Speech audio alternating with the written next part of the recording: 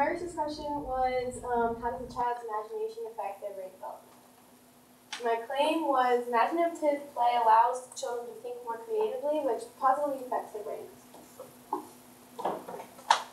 So the sources that I used from the stimulus packet that inspired me was The Looking Glass House by Lewis Carroll and The Sense and Sensibility and Molecular Logic of Olfactory Perception by Richard Carroll. But we'll talk more about that later. Fast-paced lives can stifle a child's brain development.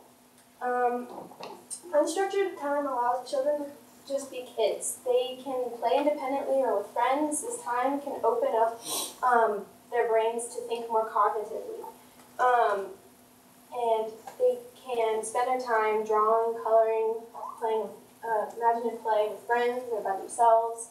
But structured time gives them discipline, and it can help them develop socially with other kids around their age. But if in this scenario they wound up teaming with a kid that they particularly didn't like, it could cause an uncomfortable environment for them. So in this picture, there are 3 parts of the brain that are important to kids around the age of, as an infant, to the age of 6. The prefrontal cortex, which is the outer part of the brain, the limbic center, which is the inner part of the brain, and then the reptilian brain is down here. The prefrontal cortex is developing from ages 5 to 6 and 11 to 12, and it controls the logic, the empathy, compassion, creativity, the self-awareness, etc. The limbic center is in control of like your emotions and your response to stress and memories. And the reptilian brain is developed at birth, which is basically how it's our basic functions in order to live, like breathing and stuff. Counterclaim. However, even though imagination may seem good, there are also some setbacks, like their social interaction with other people their age. This is understandable, but there are other ways for kids to be more social with kids their own age. They have playdates, casual social outings like chases at the park.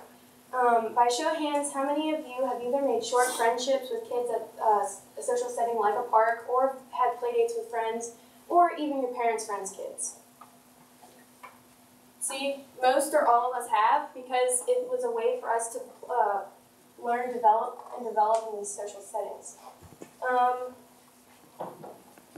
Drawing is also a good way for children to express their imaginations. Kieran Egan's cognitive tools were explained in this study from kids at the ages of 5 and 12, and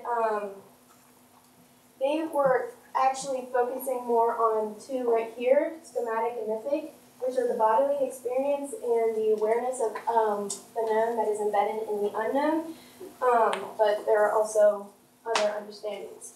But these drawings allow teachers to see how their students' conceptual thinking works with their imagination, and it is also a visual representation of how children can express themselves through these drawings. And then here are some examples of some of these drawings that were done during this study. Counterclaim. However, some other people may argue that class time to draw takes away from their lessons in schooling. This is understandable, but being able to use their imagination will actually open their minds up to the idea of school. Children learn through experiences. So as I said before, we're going to talk about the stimulus packet. This is from Richard Axel's article where it talks about sensory experience. And it is basically how their memories affect they're being stored in order for like these senses that they're hearing, smelling, seeing, etc.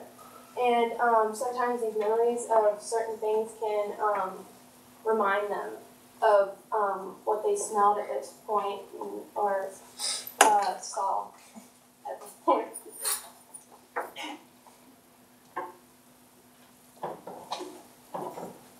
Okay, so this is it's hard to see because it's not that good a picture, isn't it? But this was done through the study that was actually in the stimulus packet. It was the odor that was recognized through the study of mice. And this one is talking about human brain development and the dependency of kids at a young age. So it talks about before birth, after birth, and into the childhood years. And the yellow line represents how at around 1, they're developing their sensory pathways, which is like affecting their vision and hearing. And at the age of like 7 to 8, it is talking about how the language is starting to, 7 to 8 months, you can see how it is being affected by that. And then over here, it is being affected around 1-ish at years old. Their high cognitive function, where they're starting to use their imaginations. An example of a very imaginative child is Alice from Looking Glass House. And she can be perceived as mentally unstable with an overactive imagination, but to her, this is a whole world that she's seeing through the other side of the screen. Now there's some solutions. Parents allow children to have unstructured playtime, and they can either play independently or with kids their age, but let them pick what they want to do. And create tech-free zones so that they aren't using all of these technologies because it's not actually helping them develop. Schools allow children to have times where they get to do whatever they want. Instead of having these specialist classes where they're having structured schedules where they're going to music, art, and gym during certain days, they can pick what they want to go to. Limitations. So the realization that children of this generation are going to find tech-free zones difficult is because that is what they're going to rather spend their time doing, because that's what they grew up around. And having these undesignated places for children to go is also hard for children if the class is filled.